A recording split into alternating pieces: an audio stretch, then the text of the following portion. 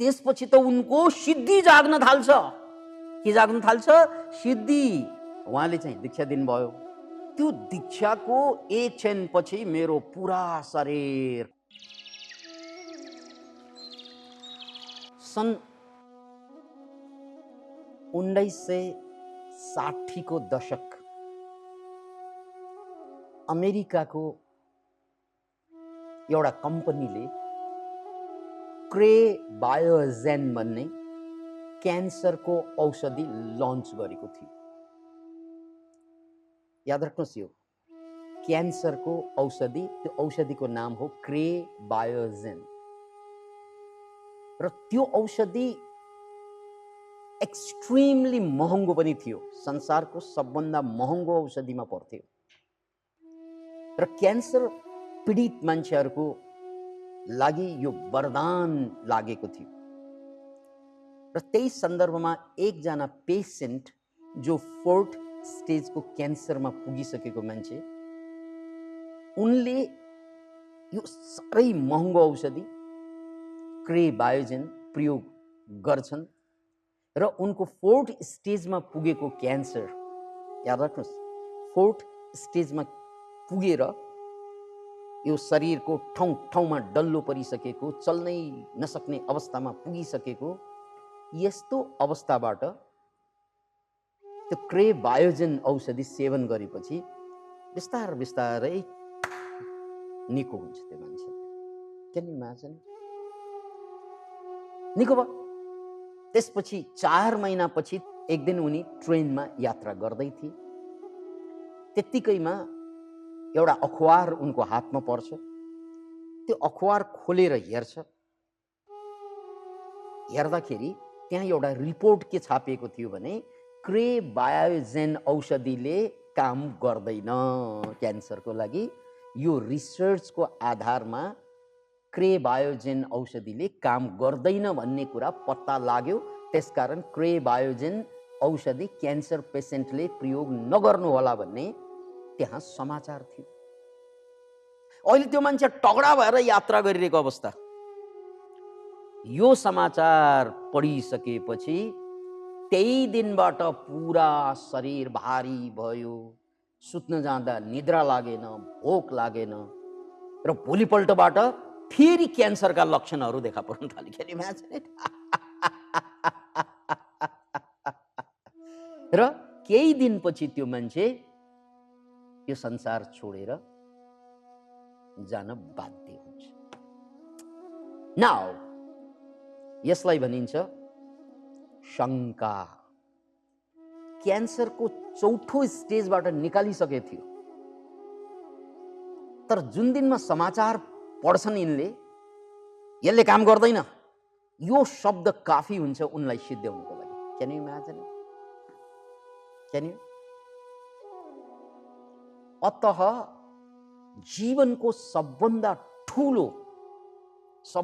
ठुलो शत्रु भनेको शङ्का हो क्या।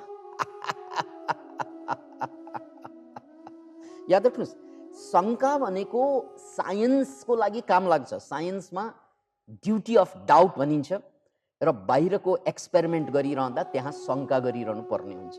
तर जहाँसम्म सोसियो साइकोलोजिकल कुरो छ, स्पिरिचुअल कुरो छ, हेल्थको कुरा छ, त्यहाँ शङ्का सुरु भयो कि जीवन समाप्तितिर जान्छ। राइट? यहाँ मैले क्रे बायोजेन औषधिको सन्दर्भ बताएर पतञ्जलिसँग कुरा जोड्न चाहे। त्यसकारण महर्षि पतञ्जलिले साधकहरूको लागि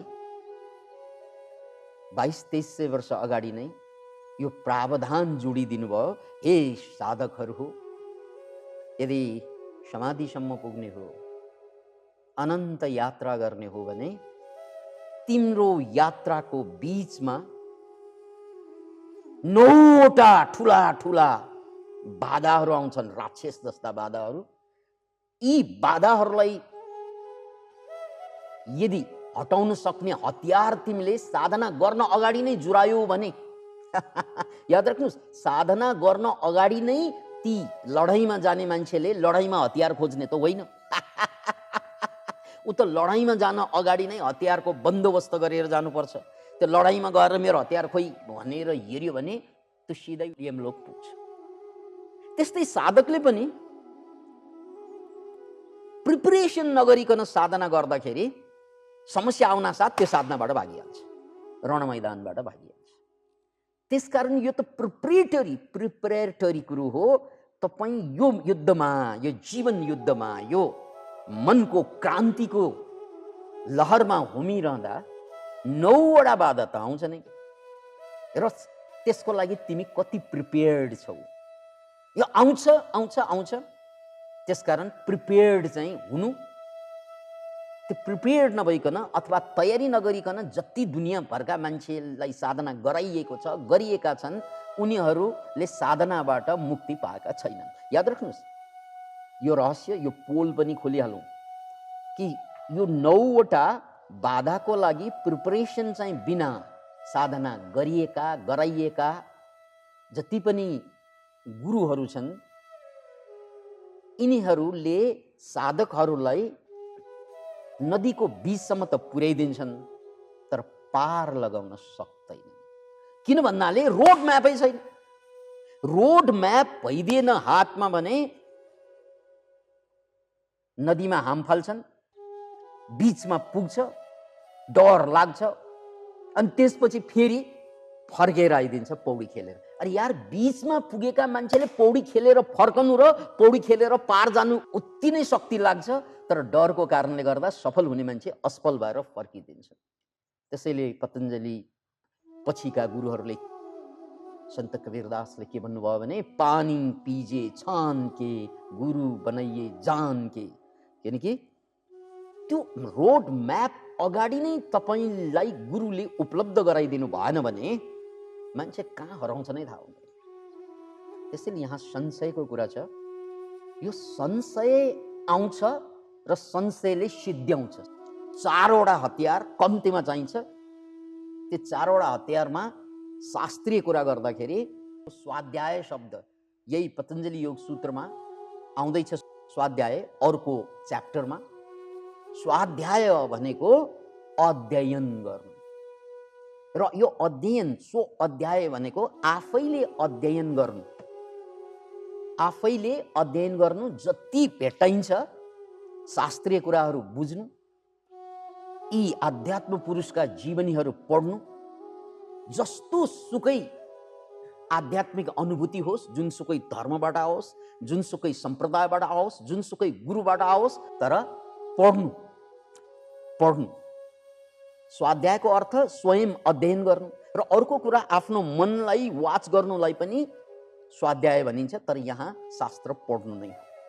यो जति बढी पढिन्छ त्यति बढी क्लियर के हुन्छ त भन्नाले कसलाई यस्तो समस्या आउँदो रहेछ, कुन कुन अवस्थामा आएको समस्या शुभ, कुन कुन खालका समस्या अशुभ भन्ने कुरा धेरै पढेपछि बल्ल थाहा हुन्छ। किनकि यो घटना बुद्धलाई पनि भएको थियो मारको रूपमा, यो घटना मोहम्मदलाई पनि भएको थियो, यो घटना जिजसलाई पनि भएको थियो।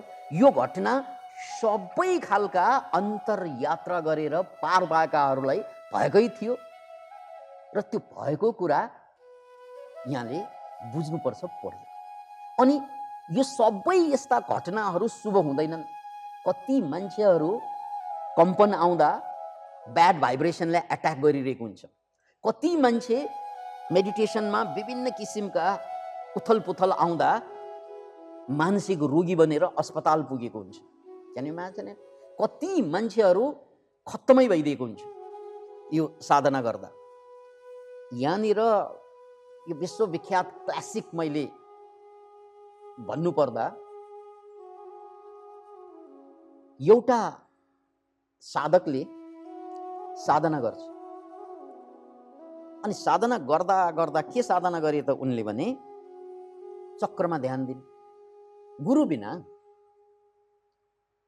किनकि चक्र जाग्यो भने, कुण्डलिनी जाग्यो भने अद्भुत हुन्छ। अनि चक्रमा ध्यान गर्दा गर्दा गर्दा उनलाई गजब गजबका अनुभूति हुँदा हुँदा उनी सामान्य सरकारी कर्मचारी, राइट। अनि ध्यान गर्दा गर्दा गर्दा एउटा यस्तो अनुभूति भयो कि पुरा शरीरमा आगो लागे जस्तो पोल्न थाल्यो। उठ्दा पोल्न थाल्यो, बस्दा पोल्न थाल्यो, राइट। बिस्तार बिस्तारै उनी अफिस जानुपर्ने मान्छे अफिस जान सकेन, बिस्तार बिस्तारै घरमा परिवारसँग कुरा गर्न सकेन, उनी खाली छटपट मात्रै हुन थाल्यो। त्यत्तिकैमा सौभाग्यवश उनका सालो भाइले यो कुरा थाहा पाएछन्। अनि अब भिनाजुलाई चाहिँ अद्भुत कुरा भयो, उनी अफिस जान सकेनन्, घरमा छटपटाइरहेका हुन्छन्, के भएको यो भिनाजुलाई हेर्न आए। अनि बल्ल थाहा भयो भिनाजुले त साधना, कुण्डलिनी साधना गरिरहनु भएको रहेछ, चक्र साधना, जसको परिणाम स्वरूप, त्यसको असर स्वरूप भिनाजु अब एक किसिमबाट मानसिक रूपमा विक्षिप्त भइसकेको अवस्थामा छ, किनकि 24 घण्टा पोलिरहन्छ। त्यसपछि भिनाजुलाई सोध्छन् उनले, भिनाजु हजुरले कुनै गुरुबाट सिक्नु भएको हो, योग्य गुरुबाट, अनुभवी गुरुबाट सिक्नु भएको हो, या चाहिँ आफै गर्नुभएको? होइन बाबु, मैले त आफै गरेको, किताब हेरेर। हो, यही गल्ती भयो भिना, अब गुरु खोज्नु। त्यसपछि उनीहरूले धुइँपात लाएर अब गुरु पनि फेरि व्यापारिक गुरु खोजेर भएन, साँच्चैको गुरु खोज्नु पर्यो। अनि खोज्दा खोज्दा खोज्दा खोजेपछि के पाइँदैन, अन्ततः अब भारत न हो पाए। अनि त्यो गुरुले उनको लक्षणहरू सबै थाहा पाएपछि तुरन्तै थाहा पाए, ल बाबु तिमीलाई, तिम्रो ऊर्जा माथि गएकै हो साधना गर्दा, तर माथि चाहिँ जानुपर्ने सुषुम्ना नाडीबाट, तर गइदियो के त भन्नाले पिङ्गला नाडीबाट। यो पिङ्गला नाडीबाट ऊर्जा माथि गएपछि पुरा शरीरमा आगो सकिन्छ।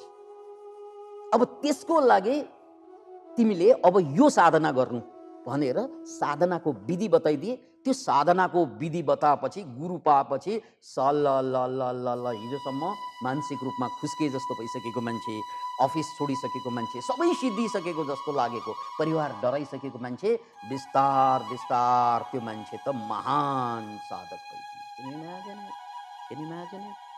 र त्यसपछि त उनको सिद्धि जाग्न थाल्छ। के जाग्न थाल्छ? सिद्धि। अनि उनले फ्रेन्च भाषामा कविता लेख्न थाल्छ। Can you imagine it? जब कि उनले फ्रान्समा कहिले गएको थिएन, फ्रेन्च भाषा आउँदैन होला। पछि जर्मन भाषामा कविता लेख्छ। Can you imagine it? यो जर्मन भाषाको कविता म्याक्स प्लाङ्क इन्स्टिच्युट जर्मनीका चान्सलरले थाहा पाएपछि, ओहो यस्तो पनि हुन्छ, जसलाई जर्मन भाषा कहिल्यै थाहा छैन त्यसले जर्मनीमा अर्थपूर्ण कविता लेख्न सक्ने, यो मान्छेलाई भेट्नुपर्छ भनेर इन्डिया आउँछ। अनि अध्ययन गर्छन्, वैज्ञानिक अध्ययन। यो मान्छेले, यो इन्डियन मान्छे, यो धार्मिक मान्छेहरूले त एकदमै करप्ट काम गर्छन्। करप्ट काम भनेको नभएको कुरालाई भए जस्तो बनाइदिने, देवता चढ्यो भनिदिने, चमत्कार भयो भनिदिने, यस्ता पनि त गरिरहेको हुन्छ। यो त व्यापारको ठुलो सुविधाजनक ठाउँ हो। अतः यो इन्डियनहरूले या जो कोहीले पनि त्यो गर्न सक्छ। यो जेन्युन हो कि यो फ्रड हो, रिसर्च गर्न आए पछि त उनी छक्क परे। अब कहाँबाट हेर्नुहोस् त, जर्मनीका त्यो साइन्टिस्टलाई छक्क पार्दे, र त्यो मान्छे पछि विश्वविख्यात मान्छे बने। त्यो मान्छेको नाम हो गोपी कृष्ण। नेटमा सर्च गर्नु होला। त्यो गोपी कृष्ण भन्ने एकजना सामान्य साधक सिद्धि प्राप्त साधक बन्दे, विश्वविख्यात साधक बन्दे। मात्र के कारणले भन्नाले उनले सद्गुरु, सही गुरु भेटाए, नत्र त्यो मान्छे सिद्धि। Can you imagine it? त्यसकारण यहाँनिर 4वटा सलाई याद राख्नुहोस्, शङ्का सहित 5वटा स हुन्छ। 4वटा स के त भन्नाले स्वाध्याय जति तपाईँले अध्ययन गर्नुहुन्छ, जस्तै यो अध्ययन, यो कुरा मैले पनि त अध्ययन गरेर, यो विकासानन्द, यो भी भन्ने पात्रले अध्ययन गरेर त थाहा भएको। यो अध्ययन गरेपछि मात्रै यसो गर्न हुन्छ, यसो गर्न हुँदैन, यो बजारिया गुरु हो, यो नक्कली गुरु हो, यो सक्कली गुरु हो, यो साधक हो, यो हो भन्ने सबै कुरा स्वाध्याय नगरिकन थाहा हुँदैन, राइट? त्यसकारण पहिलो सूत्र हो स्वाध्याय। अनि बल्ल गएर तपाईँलाई के भइरहेको छ, र त्यसो हुँदाखेरि अरू साधकले के गर्थे, अरू गुरुले के गर्थे, तपाईँसँग रिफरेन्स हुन्छ। यो रिफरेन्स भएपछि अब तपाईँ डराएर फर्कनु परेन, ए ठिकै छ भन्ने हुन्छ, ए मलाई यो भएको रहेछ, रोड म्याप। त्यसकारण पहिलो नम्बरमा स्वाध्याय, दोस्रो नम्बरमा सल्लाहकार वा सद्गुरु। सद्गुरु भनेको त्यो यात्राबाट गुज्रिएर वर्षौं वर्षको साधनापछि खारिएका हुन्छन्, त्यसलाई सद्गुरु भनिन्छ, या सल्लाहकार मात्र भन्दा पनि हुन्छ। दोस्रो स माने सल्लाहकार। त्यस्तो अवस्था आइदियो भने तपाईलाई सल्लाहकार चाहिँ चाहिन्छ। त्यस्तो अवस्था आइदियो भने, आएन भने सल्लाहकार चाहिँदैन। आएन भने केही भएकै छैन, किन सल्लाहकार चाहियो? कहिले पोजिटिभ घटिरहेको छ भने पोजिटिभ भनेर थाहा पाउनुपर्छ, नेगेटिभ घटेको छ भने नेगेटिभ भनेर थाहा पाउनुपर्छ, मिलेको छैन भने मिलाउने मान्छे चाहियो, राइट? त्यसकारण अब कति साधकहरूको चक्र जागिरहेको हुन्छ, कुन चक्र जागेको भन्ने थाहा नै हुँदैन। औराको लेभल कहाँ पुग्यो, उसको हावामण्डल कहाँ फाल परेको छ, कति फराकिलो परिरहेको छ, त्यो थाहा नै हुँदैन। कहाँ औरामा ब्लकेज छ, कहाँ चक्रमा ब्लकेज छ, अथवा यो ब्याड एनर्जीले, ब्याड भाइब्रेसनले एट्याक पो गरेको हो कि, त्यो केही पनि थाहा हुँदैन यदि त्यो गुरुलाई अनुभव भएन भने। मैले आफ्नो एउटा उदाहरण दिन चाहन्छु। म आफू महर्षि महेश योगीजीको ट्रान्सेन्डेन्टल मेडिटेसनमा दीक्षित हुन गएको थिएँ। पाटनमा थियो त्यो बेला, ललितपुरमा। अनि त्यहाँका अमात्य गुरुजीले, सायद नारायण अमात्य उहाँको नाम, उहाँले चाहिँ दीक्षा दिनुभयो। त्यो दीक्षाको एक क्षणपछि मेरो पुरा शरीर कम्पित हुन थाल्यो, पुरा शरीर झन्झनाउन थाल्यो। अनि मुखबाट के आवाज निस्क्यो त्यो पनि थाहा भएन। एकदमै एक क्षणसम्म त अचम्म भयो गुरु, मलाई दीक्षा दिने गुरु। अनि त्यसपछि मेरो कम्पन बढ्यो, के भयो, भएपछि त अन्ततः म शान्तै भएन। नभएपछि त गुरु डराउन थाल्नु भयो। त्यसपछि चाहिँ धूप लिएर चाहिँ महर्षि महेशजीको फोटोमा, गुरुदेव यो के भइरहेको छ मलाई थाहा भएन, मलाई थाहा भएन, अब हजुरले नै सम्हाल्नु पर्यो। ल हेर्नुहोस् त, अब हजुरले नै सम्हाल्नु पर्ने भन्ने महर्षि महेशजी त म चिन्दा पनि चिन्दिनँ, उहाँको त सुनेको मात्रै हुन्छु, पढेको मात्रै हुन्छु। र त्यो गुरुले अन्ततः मलाई के सम्बोधन गर्नुभयो भन्नाले, अब हजुरलाई के भइरहेको मलाई थाहा छैन, त्यसकारण चाहिँ अब हजुरलाई मैले धेरै एडभान्स चाहिँ यहाँभन्दा अगाडि बढाउने यात्रा गर्न सक्दिनँ, हजुरले चाहिँ महर्षि महेश योगीजीलाई भेट्नुहोस् भनेर सिफारिस गरेर मलाई बिदा दिनुभयो। हेर्नुहोस्, अनि यही कुरा म विपासनामा जाँदा भयो। विपासनामा इन्डियामा बसेँ, इगतपुरीमा बसेँ, र त्यसपछि यता बुढा नीलकण्ठमा बसेँ। तीनै ठाउँमा अनुभूति त्यही रह्यो। अनि त्यो अनुभूति रहँदा त्यहाँका मान्छेहरूले, त्यहाँका सहायक आचार्यहरूले त्यही कुरा फेरि हामीलाई थाहा छैन, गोइनका गुरुजी आउँदाखेरि भेट्नुहोस् अनि समस्या समाधान गर्नुहोस्। Can you imagine it? त्यसकारण यदि तपाईँले खोज्नु भएका सल्लाहकारहरू अनुभवी परेन भने, अनि त्यो साधकलाई, अध्यात्मको अनन्त यात्रामा जान सक्ने साधकलाई बिचैमा भड्किन चाहिँ बाध्य पार्नुहुन्छ। त्यसैले यहाँ सद्गुरु भनेको मतलब अनुभवी गुरु, जसले यो भोगिसकेको हुन्छ, जसले यो जानिसकेको हुन्छ। त्यो पाइएन भने व्यापारिक गुरुले त तपाईँलाई जसरी पनि घुमाइदिने काम गर्छ, अथवा परम्परागत गुरुले पनि त्यही काम गर्ने हुन्छ, राइट? त्यसैले गुरु धेरै थरीका हुन्छ। यो गुरु गीता भन्ने एउटा शास्त्र छ पुरानो, त्यो चाहिँ नेटबाट डाउनलोड गरेर सुन्न सक्नुहुन्छ यहाँहरूले। गुरु गीता, नामै गुरु गीता। अनि त्यसमा कति थरीका गुरुहरू छन्, बडो मिठो शैलीमा वाचन गरेको छ, हिन्दीमा व्याख्या गरेको छ, इङ्ग्लिसमा छ। गुरु गीता, मेरो रिक्वेस्ट छ, यो गुरु बनाउनु अगाडि गुरु गीता पढ्नु। ओके,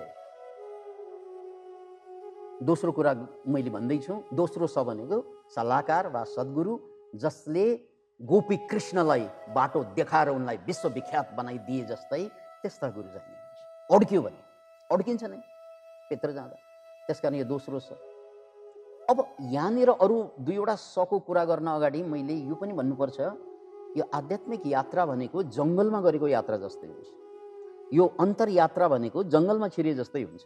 छिर्दा रमाइलो पनि हुन्छ, ओ मयूर नाचिरहेको देखिन्छ है, पन्छी गाइरहेको हुन्छ, वा वा, सुरुमा त्यस्तै हुन्छ के साधकलाई, आहा आहा गजब कस्तो भयो तिमीलाई, आ गजब भयो गजब भयो।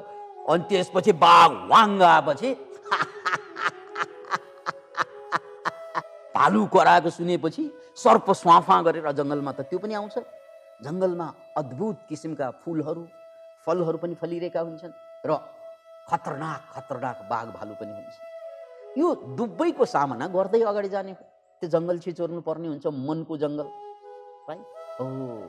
त्यसकारण त्यो जङ्गल छिचोल्नको लागि त तपाईँलाई त गाइड चाहियो राइट।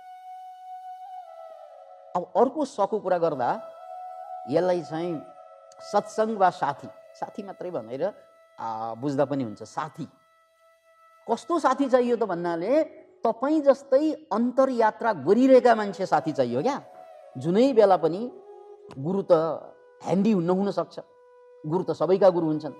याद राख्नुहोस्, जुनै दिनमा सद्गुरुहरू भेटाइरहँदैनन् राइट, ह्यान्डी हुँदैन सबैको लागि।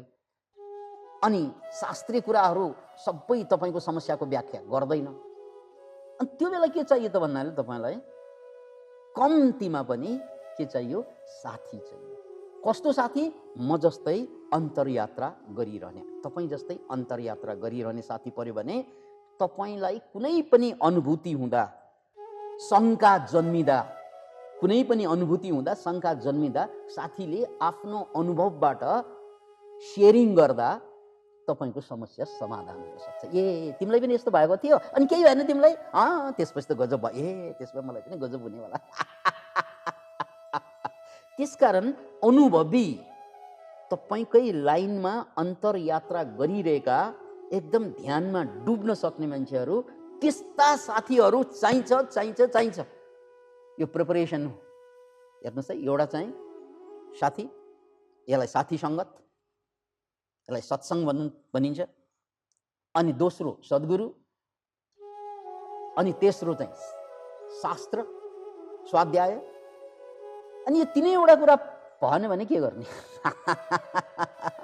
ल मसँग तिनैवटा कुरा छैन, मलाई अनुभूति घटिसक्यो, अब के गर्नु राइट। यो तिनैवटा छैन अहिले, तर मलाई अनुभूति गर्यो। अब चौथो साहस, जे पर्ला पर्ला, यो पनि स नै हो है। यसलाई मैले चतुर सकार भनेर नाम दिएँ। के अरे? चतुर सकार भनेको मतलब चतुर भनेको चार, चतुर भनेको चलाख पनि हो, अनि सकार चारवटा सकार, चतुर सकार। यो चारवटा सकारमा आउनुहोस्। त्यो के त? प्रिपरेसनको लागि यहाँले के गर्नु पर्यो? पहिलो नम्बरमा स्वाध्याय गर्नु पर्यो, दोस्रो नम्बरमा अनुभवी सल्लाहकार खोज्नु पर्यो, तेस्रो नम्बरमा के गर्नु पर्यो? साथी, सल्लाहकार, स्वाध्याय, अनि चौथो नम्बरमा त्यस्तो परिगयो भने साहस गर्नु पर्यो। त्यो साहसलाई नै समर्पण भनिन्छ।